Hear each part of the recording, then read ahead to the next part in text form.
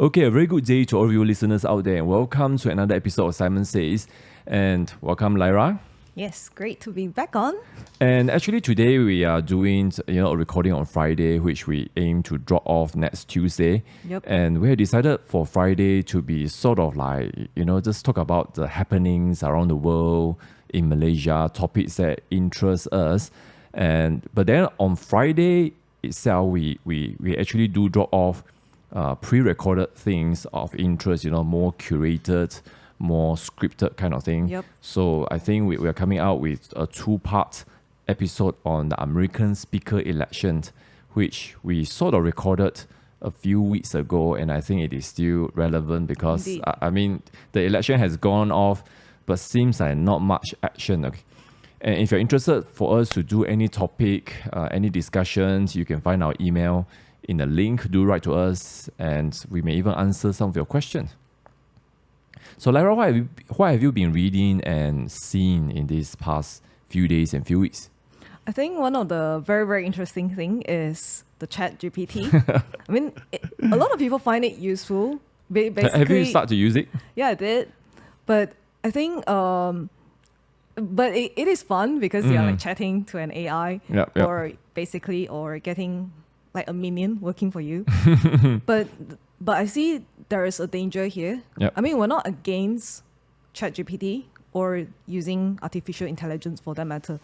But if just going back to a local context, one of the recent news that was dropped off was that there's Cybersecurity Malaysia probing audit findings on data leak. Yep. So how do you find data leak? I mean, in Malaysia, we do have Personal Protection Act, but how is it actually relevant to us?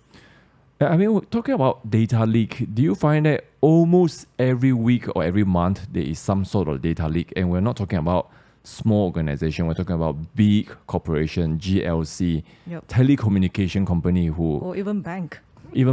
So it's like, of course, most of these, the investigator would say is from internal leak and things like that. But it seems like this is so common now that your only way, if you really, really want to protect your data, is really to have a VPN, or you have your own private network, or you stop giving data, and that will require us to maybe not use some of the services. No, but it's almost like you have to opt out rather than, shouldn't it be like a default, like if people want the data to be collected, you opt in?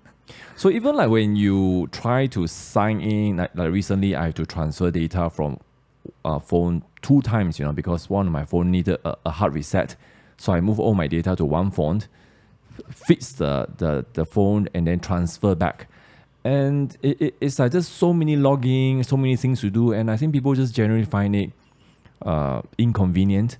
So I think we go back to the theme, convenience. Yep. Why people so happily surrender their data. Do you find that, now of course convenience is one, but what about generational difference? Like the Z generations, are they more kind of easygoing? I don't want to use that word. Are they more likely to share data? Yeah, I would think so. I mean, if you just compare the lifestyle, it's completely different. It's like maybe in the past, like the parents' generation, they would just go to maybe compare prices at different shops. I mean, you're just talking like behavior, like shopping. When it comes to shopping, you just do that sort of comparison and see which one has more commercial benefits to you. Yeah. But with the younger generation, maybe they grow up more pampered. Yeah. Maybe convenience is something that they want everything to be fast. I think because we are basically growing up in a generation where everything is just instantaneous. So maybe there's that sort of instant gratification when it comes to convenience. So I guess that's the sort of mindset whereby you will happily give away your security for more convenience. I think it's just a mindset that a lot of people are being confined into doing. It's like if you could get everything here in one place, maybe at a slightly higher rate, would you do that? And people are like, okay, we read about scammers and things like that because these are all related. Because when your data leak and people usually start with one piece of information, maybe your email, maybe your phone number, And now for scammer, this is one of the tip for people. It is they can only scam you if you allow them. That means some sort of participation. So very often, when you click a link unknown, then you open out, install app. That's the easiest way for them to take over your phone and data. But other time, which is when you read the news, is like really not logical because people call, and I guess maybe it go back to a lot of things that we've been talking about. The fear, the fear of I'm being scammed, actually led you to being scammed. So all this human behavior issue. But we want to come back to what you started off, the data leak, cybersecurity issue. Because let's talk about big data. And you say, okay, they have our information, they can call us, we get scammer call. And nowadays, if I see an unknown number calling me, I'm not going to answer. If it's going to be someone who wants to reach out to me, they can always text me, they can always email me. I know some people will be like, that's not the way to do business. But to me, that works, But we haven't began to see the consequence of big data. Now we're not talking about conspiracy or science fiction kind of thing, but where do you see, big data leading us, if we're not careful, I think one of the interesting thing that has been brought to mind is that over the last 2 years, we see like literally a health virus. But what's next? Yep. With the rise of all this artificial intelligence, I think it's not too far-fetched to suggest that maybe an online virus is coming soon. Literally mind virus, woke mind virus that is coming soon. It is like basically, what if it's like earlier on the health virus caused you to be conform to doing certain things or to take out the vaccine because you were fearful. So what if you could inflict a certain kind of mental fear that caused people to be conform to a certain ideology or even belief? And Lara, I think that is already happening, and that's what we've been saying about the bias of big tech. And of course, there are many, one of the books that if you all are interested to read will be this called Deleted by Alum Bukhari. And the subtitle is called Big Tech's Battle to Erase the Trump Movement and Steal Election. Now, of course, this is an American case study, more focused on how the big tech influence the mind, influence behavior change through algorithms. And, and that's why we want to come back to ChatGPT because, they say it's artificial intelligence, but the processing, the algorithm, it is still human design. Yep. And later I want to talk about some of the biases. But that is exactly what has been happening. And if you use search engine very, very frequently, just try using Google, try to use Bing, try to use Yahoo. They all come out with different priority, different... you have the thing we talked about in the past, autocomplete, right? You ask a question and they complete for you. And it's almost like the search engine has an ideology. Yep. It has a belief system. Now, remember we say about woke, right? And I don't think we want to go too deep into woke today. That will be for another episode. And we say, look, woke is an opinion. Woke is a belief system. Yep. You can even say it's a religion. You want to believe that, that's fine. But we don't want the big tech especially to push down this kind of thing on everyone. And I think coming back to Malaysian context is very important again because after the last general election, you can see our political landscape is open widely. Suddenly, I think the biggest voter segment are the undecided voter. Indeed. So that's why all these things have great impact. So people are talking about, what do you make of the recent, Bersatu case? Yet to be seen. Maybe we can talk about it in another episode. Yep. But I really do not see our Prime Minister, Anwar Ibrahim, going the path of political persecution. He himself was a victim, but maybe they're doing some mudslinging to kind of smear Bersatu leading out to state election, Perikatan. But I don't know, it seems early days. But I guess that will be one of the episodes we want to do.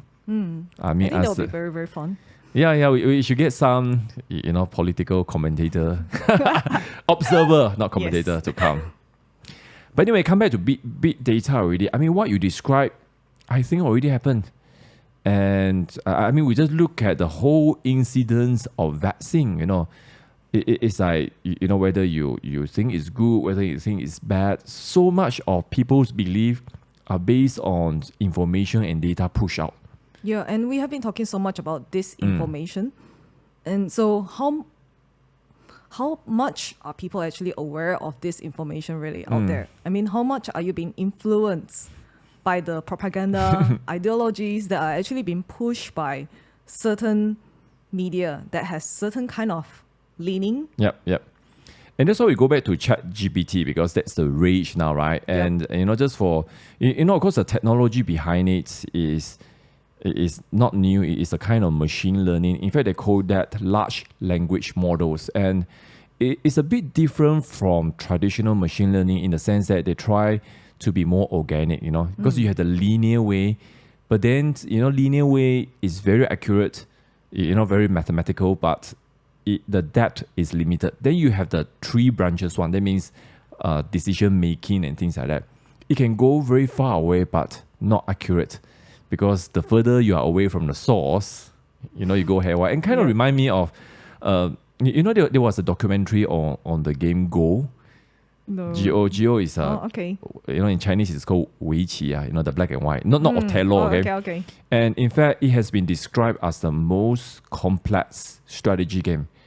So AI had beaten humanity on many games, international chess, Chinese chess, poker, but Go was the last frontier.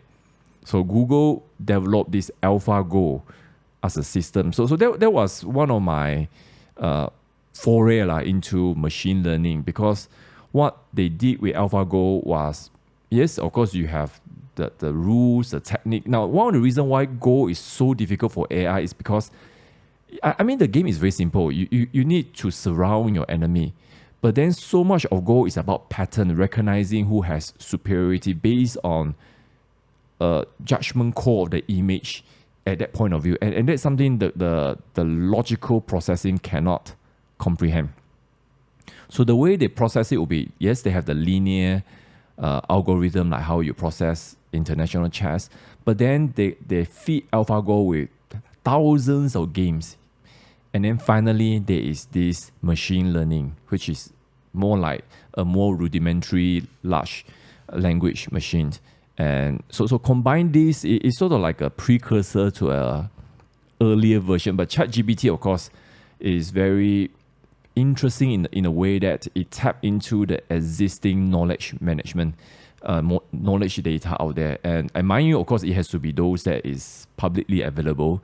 If your data is encrypted, if it's behind a paywall, if it's like behind your local intranet, ChatGPT is not going to be able to access it. But even then, with information in the public domain, the result has been astounding, right? Yeah, indeed.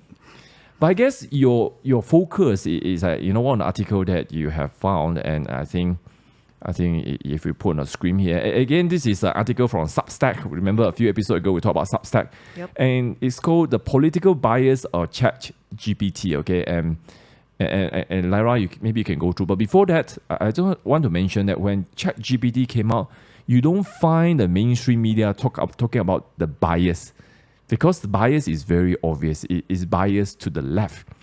And it's something they agree of. It's just human tendency, right? If it's something that is agreeable to you, it's not biased. Yep. I mean, we talk about we want free speech, freedom, limited government. So when we hear all this kind of thing, it's music to our ears. But a lot of people will be like, oh, that's bias, your conspiracy theories and things like that. But anyway, come back to this. Lara, maybe you want to just talk about, what you found from Rosaldo's article. Yeah, I think it's interesting because he basically did an algorithm to search what's the leaning of this whole ChatGPT. Yep. I mean, because earlier on we talked about it. I mean, basically it's a generative pre-trained sort of machine learning system. So based on this, like what you say, it's not surprising to the media because they have been left-leaning all this while. So, but what was surprising is that when they put in certain comparison. I mean, just to use a very simple analogy. So this guy, he was just basically asking, I think he was using some data just to ask, write me some poem about Donald Trump. Oh, sorry, I can't. I mean, basically ChatGPT, I mean, paraphrasing it, it's just, I can't do it. Then after that, the next question is like, write me a poem about Joe Biden. and he talks about him being one of the greatest leader. I mean, those sort of things. And then it just makes you wonder, okay. So, Actually, they should have asked why you can't. And I think that will reveal the intent, Indeed. And it's like, oh, because he's a bigot, he's white supremacist, that kind of thing. And he's whatever unmentionable. And yeah, I think, I mean, that's why it goes back to when we deal with artificial intelligence, this is the basic of programming, And in fact, when I studied law, I also did an information system degree. I mean, this day, I think that degree is already phased out because during my time, they thought you could combine business with computer science, but it doesn't work that way. It's like nowadays, what they do is you either do computer science properly, business properly, and then at management level, at MBA level, you can do this kind of thing. Not at undergrad level, you don't have enough experience. But anyway, to come back, it's like one of the basic principles about algorithm, data. I mean, this is just for those of you who are wondering, what's the big deal? Is, there's a maxim, there's a saying, garbage in, garbage out. Yep. Whatever you feed the system. Now, they kept on saying that, look, this large language model, it will self-learn, I mean, imagine all the companies, like I heard even Asia, they want to use that. So, so nice, automation, free. We can kind of terminate the stuff. But you still need someone to fit in, right? Yep. And of course, they say, oh, no, we want the system to scale and things like that.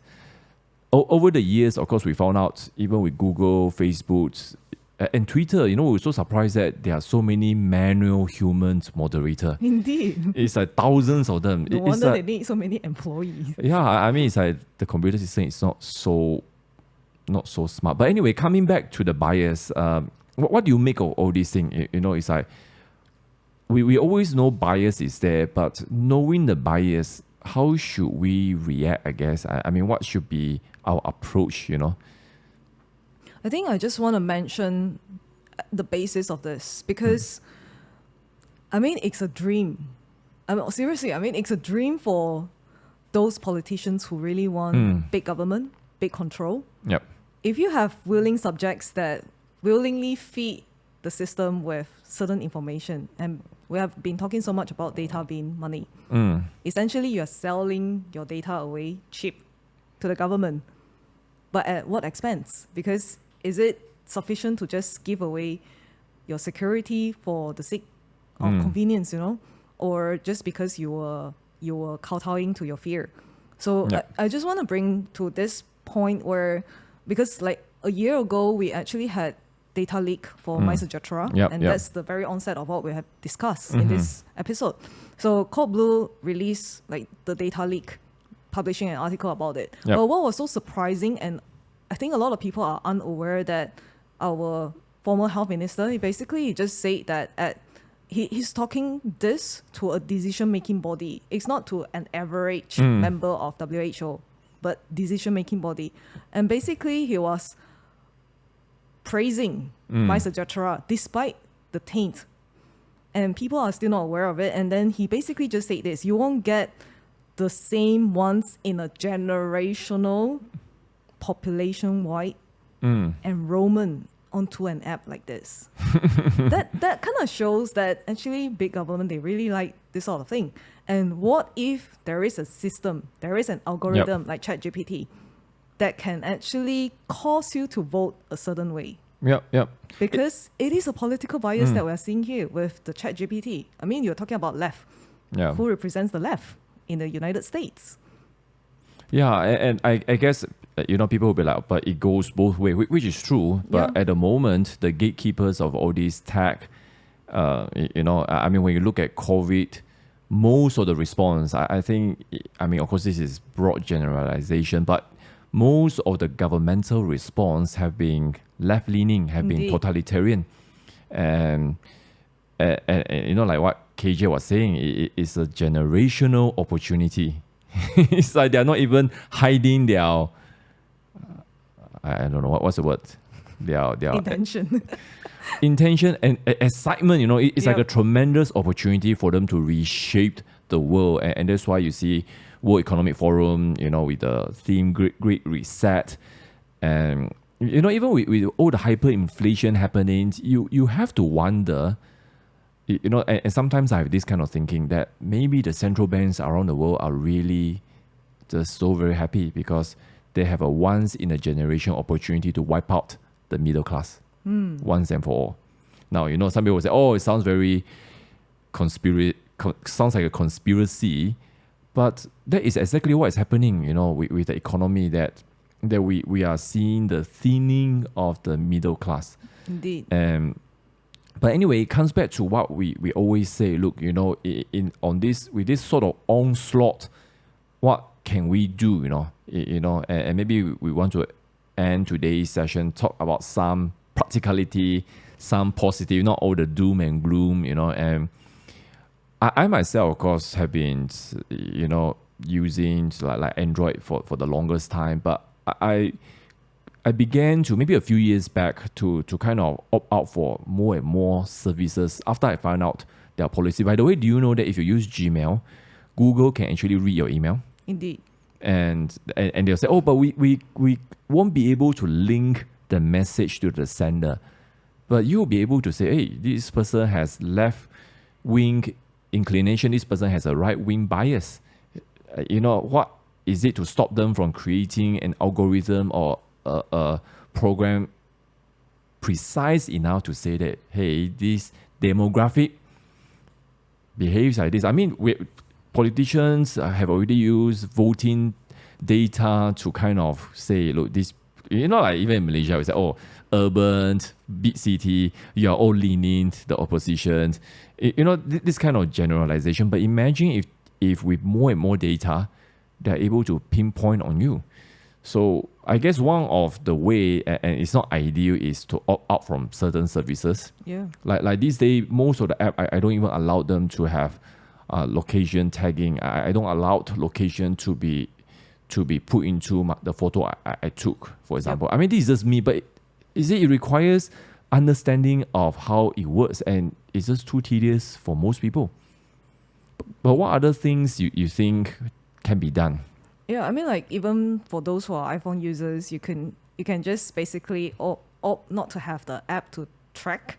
Yeah, but they certain still things. track once in a while. Yeah, they do. Actually, they will collecting data for your sleeping.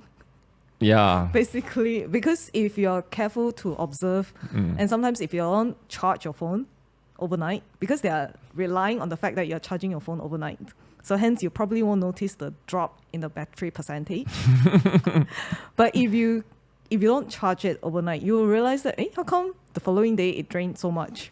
There must be some sort of transference of data going out, Yeah, I mean, of course, there's all the terms and conditions which you didn't read and click, which may be allowed, but I will not be surprised if they do things which are not allowed, especially those borderline, more grayish. And even if you find out, I think the arrogance of the big tech will be, so what? Stop using me lah. So that's how the whole cancel culture comes in. If you don't like us, stop using us. And so that's why ChatGPT in a way is good, because you know who it is disrupting the most. It's the search engine, which is basically the old model, and of course Google was very hastily trying to come out with a competitor and kind of fell flat on their face. But still, ChatGPT is just going to be another version of big tech. Now it's just more powerful. And I guess one of the things we want to say is just, look, we have to understand the bias behind it. Then you are able to, the answer, you take it with a pinch of salt and things like that. But it requires people to really think, right? I mean, what they believe. I think it's also to be open-minded. I mean, if you say that you are not being influenced by certain things, surely you have to have an open mind to listen to the views from the other side. I mean, because that's the basis of freedom, right? I mean, you say your peace of mind, I say my peace of mind, we can agree to disagree. But the thing is, at the core of all this ideology, it's not. You realize that they are not tolerant at all. Yep. So I think that is what we all want to tell our audience. Basically, you want to read everything, like what you say, with a pinch of salt. And you look at the whole data, and then you begin to develop that sort of understanding, and that's where you get discernment. Yep. You'll be able to see, are they telling lies? Are they... Basically, you develop your own bullshit detector. Yep. And just see through the lies. And I guess, like, if you are able to appreciate satire, you'll do just fine. But if you find that increasingly you are not able to appreciate certain satire, like the recent video by South Park about Harry and Meghan. Yep. I mean, like those sort of things, if you find that you are not able to appreciate the truth that goes with all this sort of comedy, or Babylon B. Yeah, maybe you want to check if you are actually biased towards certain agenda. Correct. And that's the thing that has been happening, with the woke movement and things like that, the totalitarian system. It's like, I mean, one of the easiest way to see is, can they handle a joke? And it seems like they can't. And that's why the cancel culture become very, very prevalent. And yeah, that's the thing. Now, I want to end with this because, before COVID, you already have the comparison, and that's like maybe the last 10, 15 years, and you get a group of intellectual academia, even those in Japan, Taiwan, and they are like saying, look, democracy is bad. We shouldn't allow people to think. Totalitarian is good. That the CCP system is good. And I mean, there are merits to that. I even see one of my friends who posted saying that, totalitarian is good in the COVID era because decisions can be made very quickly and fast. But now we're seeing some of the consequences of that, and when people are being, I know, I mean, regulars, listeners and viewers, our position on vaccine mandate and how we just felt that totally encroach personal liberty. But it goes back to that whole discussion again, right? I mean, it's like some people buy in totalitarian and they think it's a great system. But I always say, look, many of you in Malaysia, you have not experienced true totalitarian, and you are not in a position to say that the CCP system is better unless you go and stay there. You go to stay in Myanmar, you go and stay in Cambodia or whatever, or North Korea, that kind of thing. And I guess that's really one of the objective here, right? We want people to, just think about the kind of life that you want. Maybe the society that you want your children to be in. Do you want to be in perpetual fear, fear of COVID or whatever? Or do you want to, hey, let's use a bit of common sense, because common sense seems to be a bit premium these days. Yeah, totally. So, Lara, any concluding? So, I know today we're like kind of going all over the place, but it's more like a sort of like a precursor discussion, right? And maybe some of the topics. I mean, ChatGPT is very interesting. I mean, play around with it. You can see its limitation, but it is still being developed. Imagine when it has the power of quantum computing and things like that. It's going to be pretty scary. But what's your concluding? Any concluding remark? We talk about data leak, AI, totalitarian, anything, maybe one takeaway from this discussion today?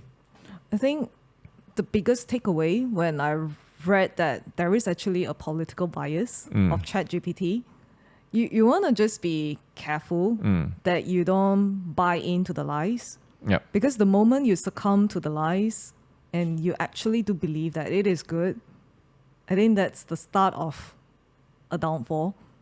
I mean, a downfall for you not having logical thinking. Because at the end of the day, I think people need to believe that we do have that sort of human intelligence that is far more superior than artificial intelligence. And you can basically use your brain to think, what do you want? I mean, at the end of the day, I think we all just want that pursuit of happiness. And are these things actually giving you the happiness, the true happiness? So you have to be able to differentiate reality from fake. So I think that is the biggest takeaway that I see from all this thing, because you don't want to throw away your brain for convenience, because otherwise before long you will realize that you no longer have any opinion of your own, and then you basically becomes a convenient asset to the government. So do your own research and don't throw away your brain. Yeah. Probably we can just recommend this. And don't be a Substack. minion. Yeah. This Substack for the readers to just have a look. It's highly analytical with a lot of data. So we're going to put it in the link of our description. Yep. So I think that's all the time we have for today. And if you have any question or you like any of the topic that we sort of just generally discussed today to discuss more in depth, then we can come back with future episodes on those. Yep. So until next time, bye bye for now. Bye bye.